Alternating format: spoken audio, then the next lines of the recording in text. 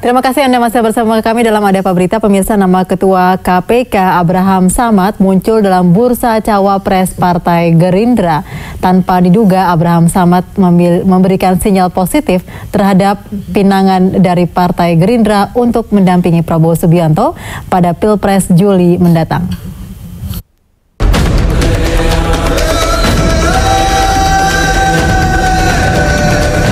Pasca Joko Widodo atau Jokowi menyatakan menerima mandat dari Ketua Umum PDI Perjuangan Megawati Soekarno Putri untuk menjadi bakal calon presiden dari Partai PDI Perjuangan, suhu politik nasional beberapa hari ini terasa memanas. Spekulasi pun terus berkembang. Sejumlah nama bermunculan antara lain Yusuf Kala dan Mahfud MD. Kedua nama itu dianggap ideal karena memiliki catatan baik dan dapat diterima oleh semua partai. Di luar dua nama itu, belakangan makin kencang terdengar bahwa Ketua Komisi Pemberantasan Korupsi KPK Abraham Samad dinilai cocok mendampingi Jokowi. Selain itu, Abraham bisa saja merapat ke Gerindra karena Prabowo Subianto juga telah mengeluarkan sinyal positif untuk mengusung Abraham menjadi cawapresnya. Ditanya berulang kali oleh media terkait lirikan Prabowo, tak sekalipun Abraham Samad memberikan jawaban menolak, Samad justru langsung blak-blakan bicara soal takdir politiknya. Jawaban-jawaban Abraham Samad terhadap pinangan Prabowo seolah memberi sinyal sang ketua KPK mulai tergoda menatap takdir politiknya. Elektabilitas Abraham Samad juga mulai naik di sejumlah survei. Survei yang dilakukan Sugeng Saryadi Sindikat menunjukkan elektabilitasnya sudah mencapai 5%, beda tipis dengan Yusuf Kala. Menurut Direktur Eksekutif Lingkar Madani untuk Indonesia, Ray Rangkuti, Abraham sebaiknya tak tergiur maju di panggung Pilpres. Ray khawatir akan muncul presiden buruk ketika Ketua KPK yang sedang menjabat kemudian loncat ke arena politik sebelum menyelesaikan tugasnya. Etika memang bukan hitung-hitungan pasti seperti matematika. Namun, suka atau tidak, etika menjadi faktor penting, terutama ketika dikaitkan dengan bakal calon pemimpin bangsa selanjutnya. Lalu, akankah Abraham Samad tinggalkan KPK, maju sebagai cawapres di Pilpres 2014? Tim Liputan, JAK TV.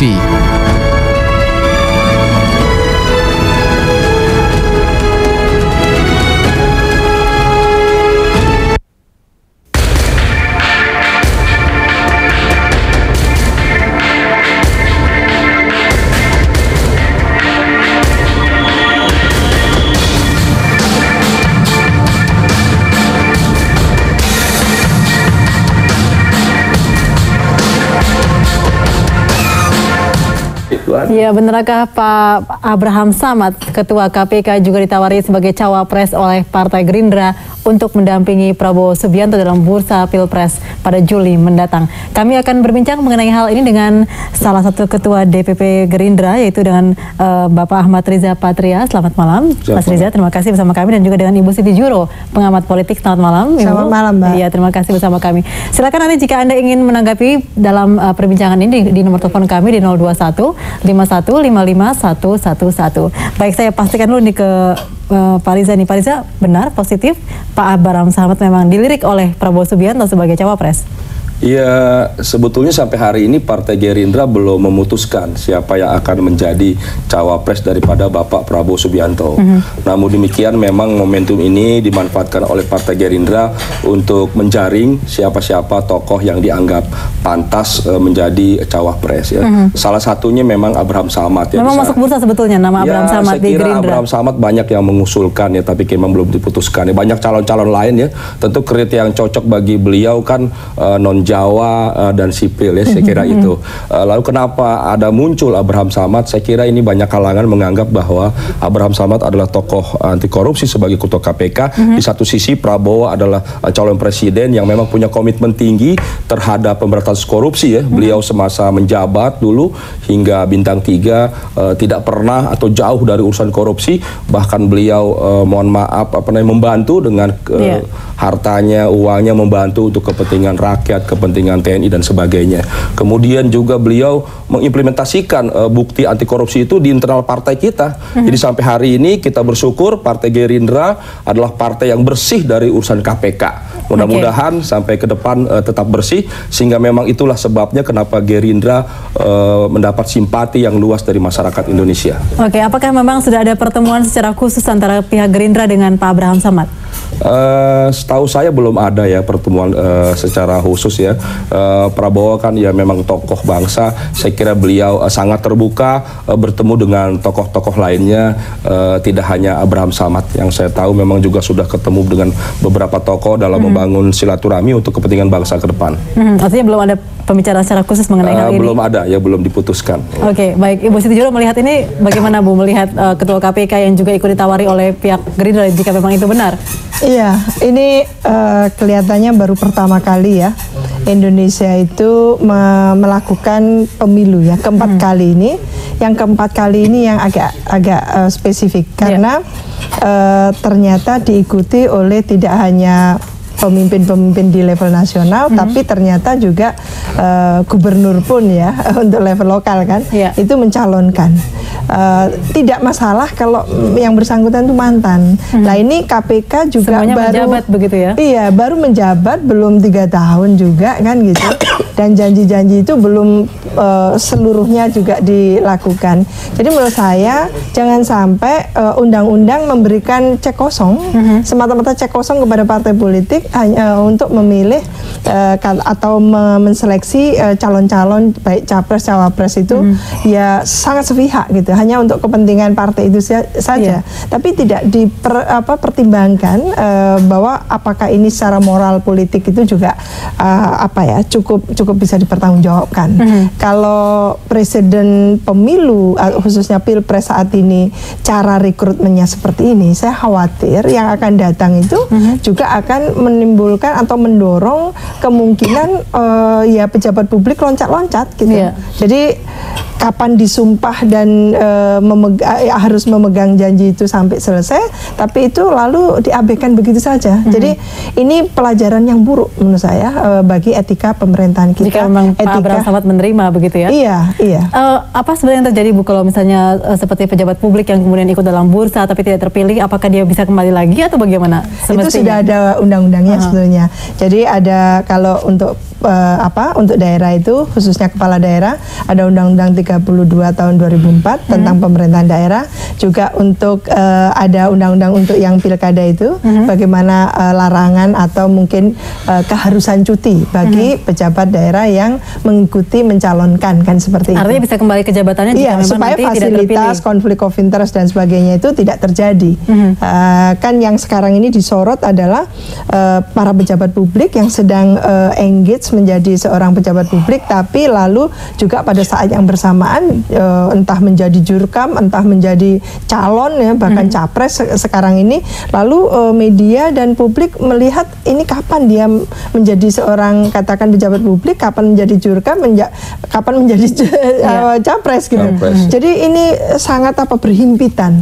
Ini pelajaran yang tidak bagus menurut saya. Karena seharusnya dalam setiap pemilu itu ada peningkatan kualitas, tapi justru kita setback. Karena apa? Kecenderungan untuk menghalalkan semua cara. Kalau selama tidak ada klausul, tidak ada pasal secara eksplisit membolehkan itu, ya silakan monggo, seolah-olah seperti itu. Ini berdemokrasi kita tanpa moral politik kalau seperti ini. Padahal yang kita perlukan, demokrasi yang dibangun di Indonesia adalah demokrasi yang sungguh-sungguh memperhatikan nilai-nilai budaya kita juga gitu ya, keterukuran tadi itu, dan tentunya setiap kebijakan, setiap keputusan politik itu harus juga bisa dipertanggungjawabkan supaya tidak menghasilkan katakan ketidakterukuran tadi dan sifat-sifat yang maxivalian itu. Baik, saya balik ke Mas Riza. Mas Riza tadi mengatakan untuk syarat cawapres Pak Prabowo adalah non militer dan juga non Jawa begitu ya.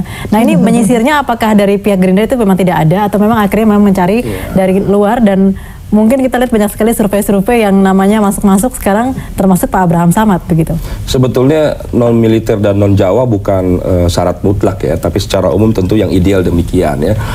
Kami memang dengan menerima masukan secara internal dari DPD DPC, dari internal partai, juga dari banyak kelompok masyarakat yang mencoba menyandingkan siapa yang cocok. Tentu Partai Gerindra dengan Bapak Prabowo sudah juga melakukan silaturahmi dengan beberapa tokoh yang memenuhi syarat tadi.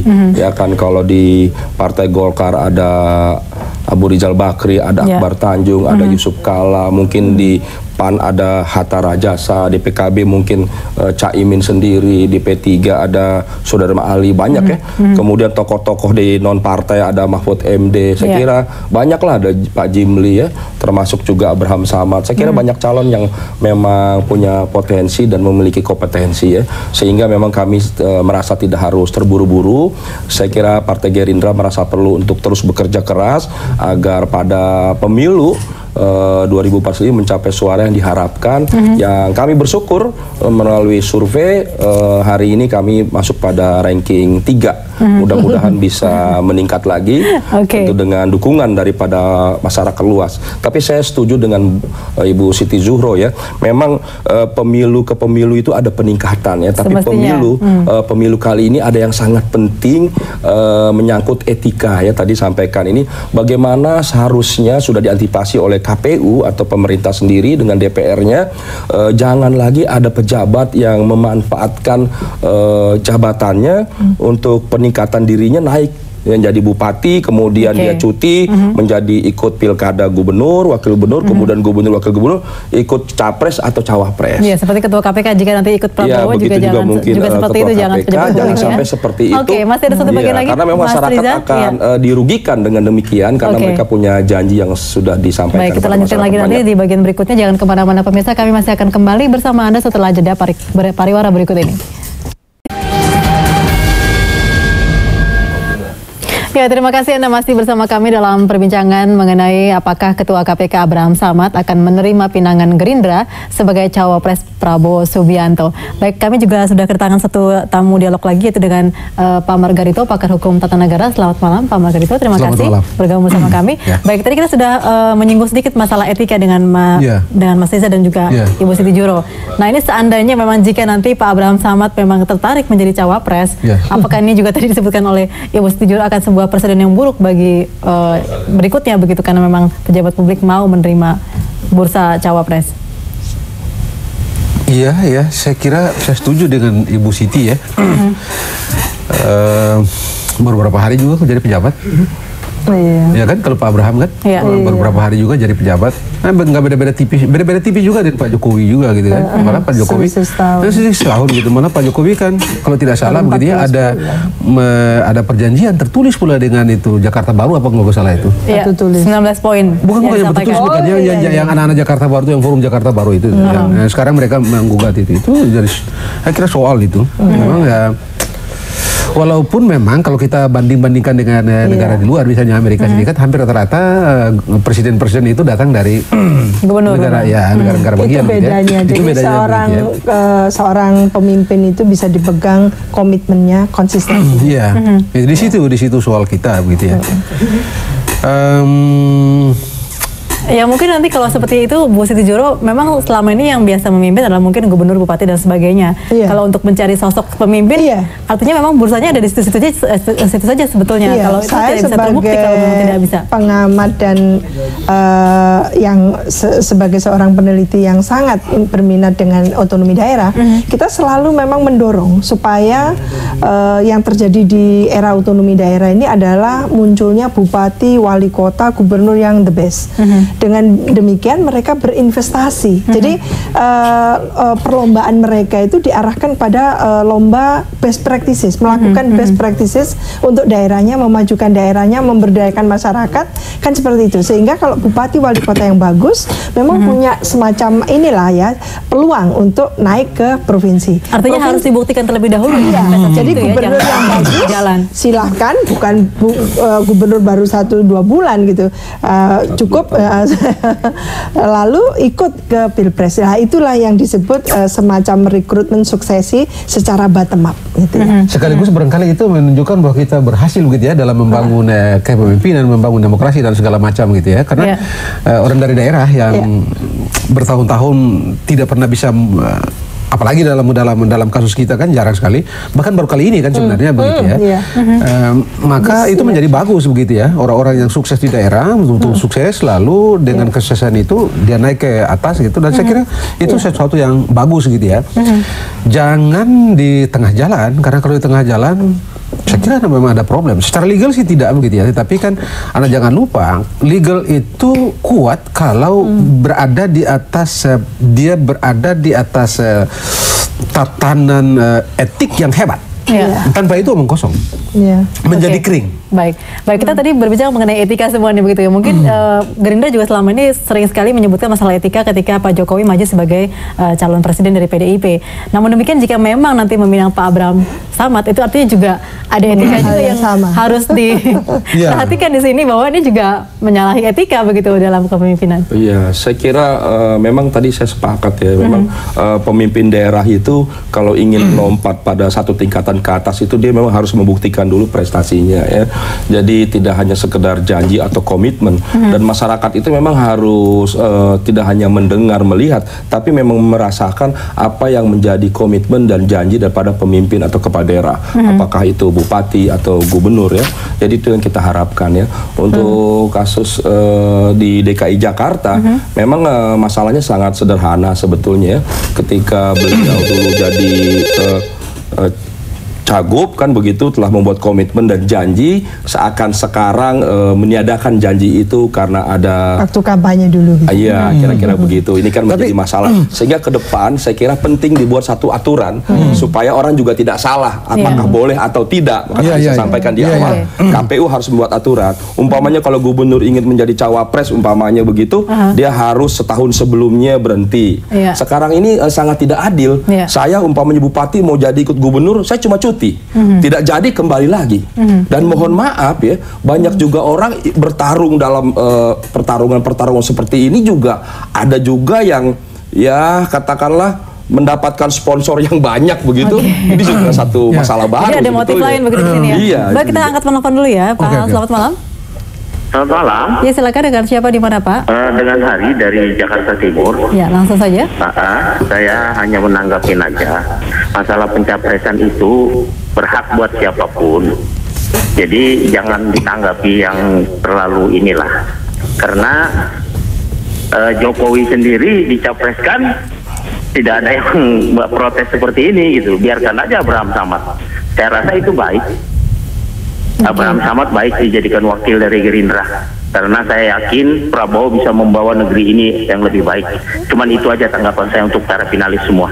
Baik, terima kasih Pak Hari, pendukung dari Gerindra. Silakan Pak. Ya, saya kira itu satu masukan yang baik ya. Tadi di awal saya sampaikan kenapa banyak masyarakat juga mendukung kalau Pak Abraham Samad disandingkan. Saya kira ada kesamaan visi antara Gerindra, Bapak Prabowo dengan Pak Abraham Samad sebagai sosok ketua KPK yang sekarang punya tugas penting, yaitu memberantas korupsi. Bapak Prabowo juga punya komitmen dalam 6 program aksinya, yaitu pemerintahan yang bebas dari korupsi. Saya kira itu yang mengemuka ke depan, bahwa beliau juga telah membuktikan seperti tadi saya sampaikan, Partai Gerindra alhamdulillah sampai hari ini menjadi partai yang bersih.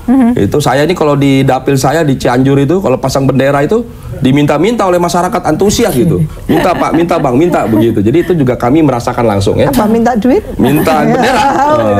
Dan kami kalau pasang bendera, pasang atribut itu nggak keluar uang karena masyarakat dengan antusias gitu. Jadi ini juga kami rasakan betul lah di dapil betapa masyarakat antusias dengan Partai Gerindra, mengikut lambangnya dan sebagainya. Itu kami rasakan. Kenapa? Karena tadi hari ini Partai Gerindra dianggap partai yang bersih. Mudah-mudahan insya Allah ke depan tetap menjadi partai yang bersih, tidak hanya slogan anti korupsi, tapi bisa membuktikan menjadi partai yang bersih. Ya baik, saya ke Ibu Siti Juro mengenai sekarang ini mungkin survei-survei selalu menempatkan Pak Joko Widodo dan juga Pak Prabowo Subianto di pihak pertama dan pihak kedua begitu ya. Ini artinya memang jadi dua orang paling ganteng nih kayaknya untuk Pilpres Juli mendatang. Nah, ini dengan isu-isu seperti ini yang beredar, Bu Siti Juro, apakah memang akhirnya berdampak juga ya isu mengenai cawapres dari pihak Gerindra maupun dari pencapresan Pak Jokowi yang juga banyak ditolak oleh sejumlah pihak? Iya, jadi kita mempelajari apa ya kecenderungan opini atau mungkin perilaku pemilih Indonesia. Saya melihat yang lalu itu Pak Jokowi didorong-dorong oleh komunitas, oleh media sosial, oleh media cetak elektronik, oleh lembaga survei dan sebagainya.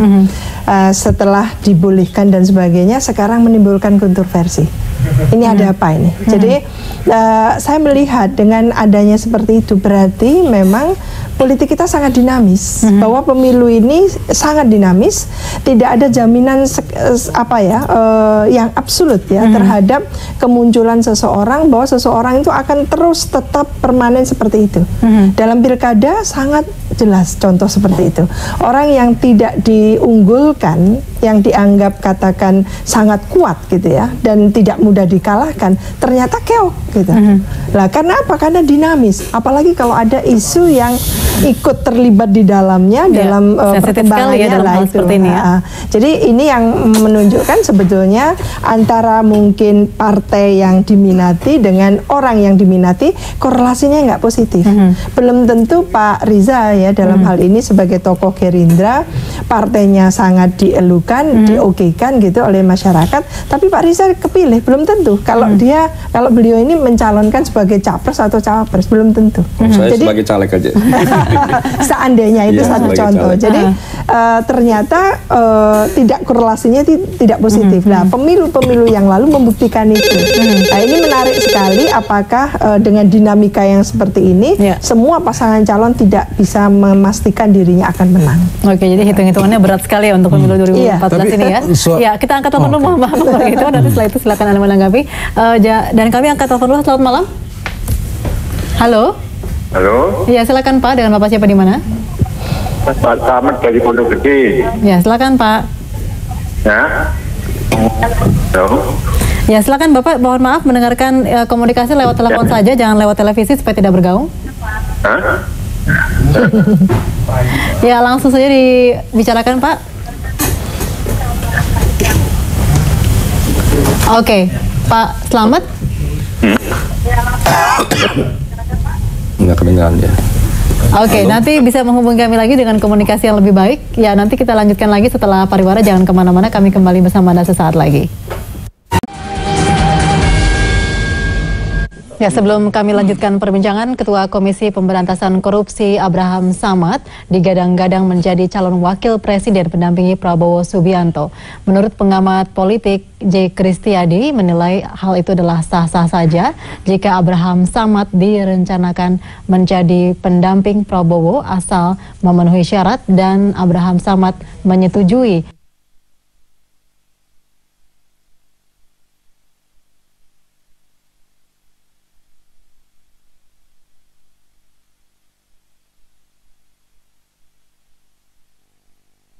Biar aja, tapi kan nanti itu hasil pilek seperti apa kan. Jadi menurut saya itu sesuatu yang ya terbuka untuk dia juga kan, ya kan.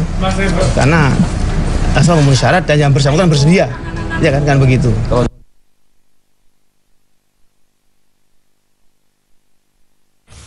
Ya, ini tergantung kesediaan lagi dari Pak Abraham Samad begitu ya. Pak Margarito ingin menanggapi pernyataan Pak Kristiadi? Tidak, saya begini. Sekarang ini di Undang-Undang Pilpres kita ya, Undang-Undang 42 2008 itu khusus mengenai gubernur itu mesti minta izin kepada presiden. Oleh karena itu dari segi legal, saya nggak mengerti politik gitu. Dari segi legal belum tentu presiden punya hak untuk memberikan atau tidak memberikan izin kepada Jokowi untuk capres. Legal, normatif. Pasal 7 Undang-Undang Nomor 42 Tahun 2008, clear. Gubernur, bupati, wali kota yang dicalonkan atau mencalonkan diri harus mengajukan minta izin kepada presiden. Itu nalar hukumnya adalah presiden punya hak untuk memberikan dan punya hak juga untuk tidak memberikan. Jadi kalau presiden tidak memberikan, mau apa Jokowi? Artinya sekarang ini bisa saja terjadi seperti itu? Bisa saja. Bisa saja, karena itu saya bicara normatif, saya nggak bicara politik-politik gitu ya. Begitulah ketentuannya. Jadi kalau misalnya presiden tidak memberikan izin, sah bagi presiden. Dan dengan demikian Jokowi tidak memenuhi syarat untuk tidak memenuhi syarat capres. Artinya gubernur juga harus mengajukan izin dulu ke atasannya? Iya, dia mesti minta izin kepada presiden. Begitu bunyi pasal 7 Undang-Undang Nomor 42 Tahun 2008. Jadi Anda suka atau tidak suka, senang atau tidak senang, ini harus dilalui dan ini harus dilakukan. Kalau Anda mendaftar dan tidak ada barang, tidak ada surat izin dari presiden, tidak memenuhi syarat. Dan kalau tidak memenuhi syarat, tidak bisa jadi capres. Nah, sekarang bola ada di presiden. Tidak sepenuhnya ada di, tapi juga Jokowi juga punya pilihan lain. Pilihan lain dia pakai pasal 6. Apa pasal 6? Mundur dari jabatan, berhenti. Begitu. Nah, kalau dia diizinkan, maka dia cuti. Kelak dia tidak dapat tidak terpilih jadi capres, kembali jadi gubernur. Tapi kalau mengundurkan diri sudah pasti Nah, tidak kalau bisa sudah lagi kembali ya. nakal dengan kalau dia skema pakai skema pasal 7 maka mesti cuti. Tapi kalau dia pakai skema pasal 6 ya sudah mundur, selesai. Kalau cuti, kelak dia tidak terpilih, balik lagi. Tapi kan itu orang bilang nggak kepilih di presiden, jadi masyarakat lagi menjadi korban ya. Baik, kita akan telepon lagi. Selamat malam. Selamat malam, Bu. Ya, silakan, dengan siapa di mana, Pak? Dengan Indra Purnama, Bu, dari Bekasi. Ya, silakan Pak Indra. Kalau saya sih ingin mengangkat isu sudah cukuplah kita dikepalai oleh seorang presiden yang berlatar belakang militer. Karena banyak masyarakat juga yang belum tahu bahkan keberpihakan media.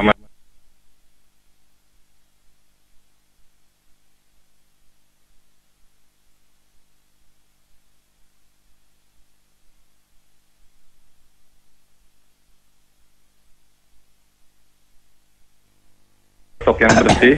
Baik. 2 kali menjabat sebagai gubernur Jawa Barat. Oke, Pak Indra. Dan sangat nyata program dan karya kerja nyatanya. Baik, terima kasih Pak Indra dari Bekasi. Ya, tampaknya pendukung dari Pak Ahmad Heriawan bergabung bersama kami. Dan kembali lagi mungkin bisa menanggapi ini Pak Saya kira Rizal. itu bagus ya. Jadi itu pernyataan spontan kenapa mendukung Pak Ahmad Heriawan kalau beliau kan sudah memasuki 1 periode dan sudah membutuhkan prestasi, dan yang saya tahu memang beliau termasuk gubernur yang berprestasi dengan banyak prestasi. Jadi saya kira itu sah saja ya untuk dicalonkan sebagai masing-masing orang punya pilihan capres atau cawapres, saya kira sah karena beliau sudah membuktikan 5 tahun sebagai gubernur dan ternyata terpilih pada pilkada yang kedua ya. Saya kira menarik memang ya.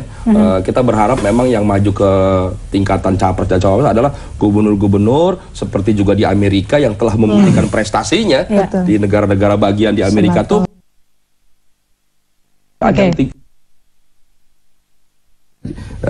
Jangan salah, jadi kita perlu pemimpin-pemimpin di daerah yang naik pada tingkatan selanjutnya yang telah membuktikan prestasi dan karya nyatanya. Baik, kita kembali mengenai cawapres untuk Pak Prabowo, kapan akan ditentukan? Masih melihat hasil pemilu legislatif tentunya.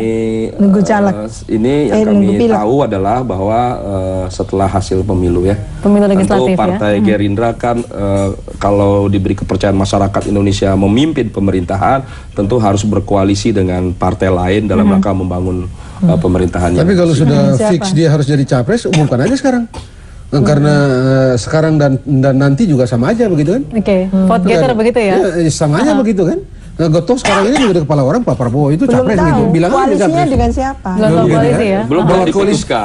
Wapresnya kan gampang aja nanti setelah ya kalau wapres ditentukan berdasarkan berapa banyak perolehan suara begitu kan? Kursi gitu kan? Oh, kalau capres sudah diputuskan Bang? Kalau ini kalau capres sudah diputuskan. Sudah final ya? Sudah final. Sudah final.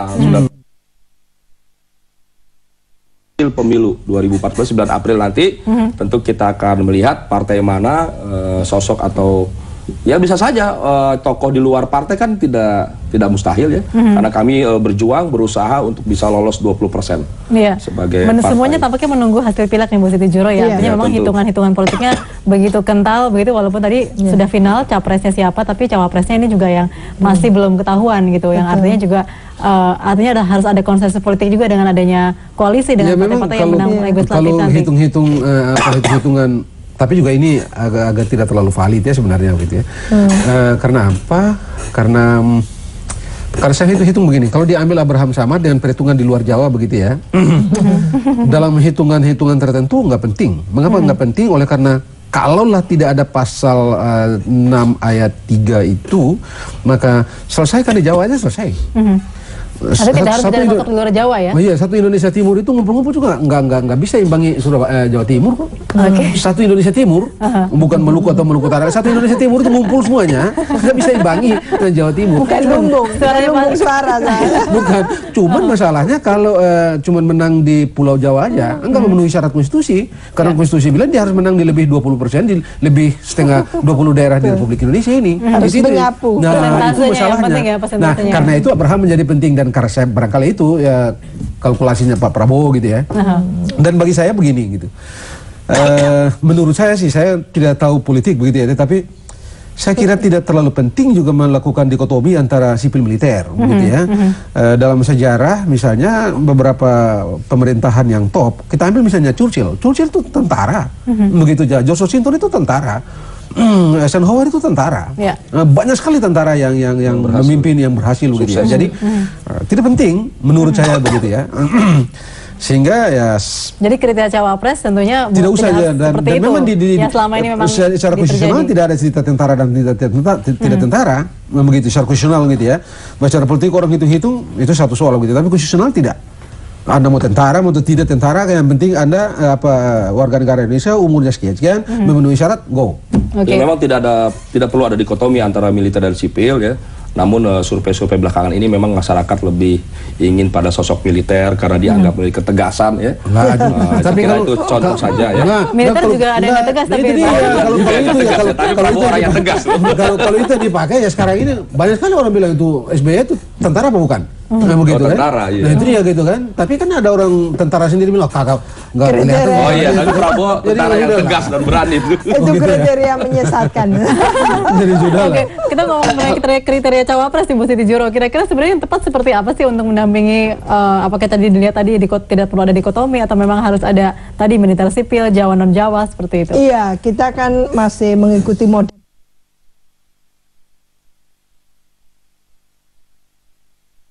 Jawa militer dan non militer gitu ya. Dan untuk demokrasi persyaratannya menjadi tidak relevan itu gitu ya.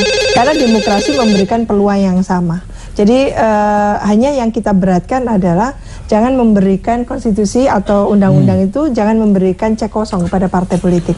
Bahwa persyaratan untuk menjadi presiden dan wakil presiden itu harus jelas.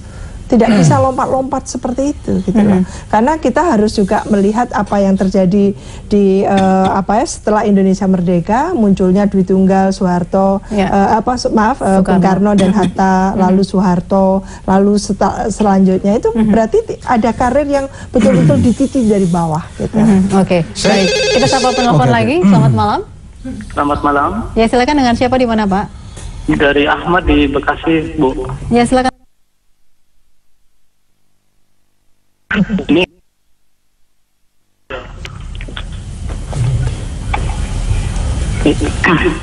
halo. Iya, langsung saja Pak Ahmad, kami dengar dengan baik komunikasi Anda. Iya, ini sangat menarik ya antara Pak Abraham Samad dengan Pak Prabowo. Soalnya ini dua-duanya ini pemimpin yang konsisten menurut saya gitu.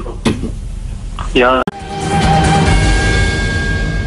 Ya, kita sudah sampai di bagian akhir pembincangan mengenai apakah Pak Abraham Samad, Ketua KPK, akan menerima pinangan dari Gerindra mendampingi Bapak Prabowo Subianto. Silakan Pak Margito tadi ingin menanggapi. Anda suka atau tidak suka, Wapres itu mau dibilang apa, itu sekedar menjaga-jaga jangan sampai jabatan presiden itu kosong, tetapi pastinya itu jabatan yang mengikat. Saya kira akan banyak orang merindukan jabatan satu itu. Saya tidak tahu apakah Abraham merindukannya, karena jangan lupa, begitu ya.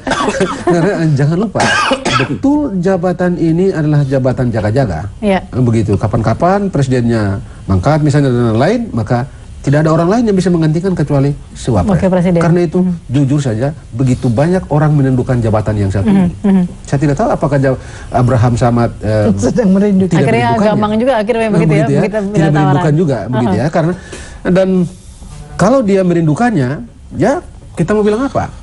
Saya tidak mengerti banyak soal etika begitu ya, tapi hal yang pasti yang saya dapat katakan adalah cara pandang Anda mengenai etika akan berbeda dengan cara pandang seseorang mengenai etika, mengenai hal yang sama begitu ya. Jangan-jangan kayak lihat tadi Kristiani.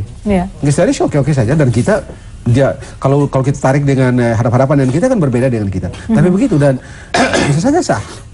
Bukan tidak mungkin Abraham tergoda.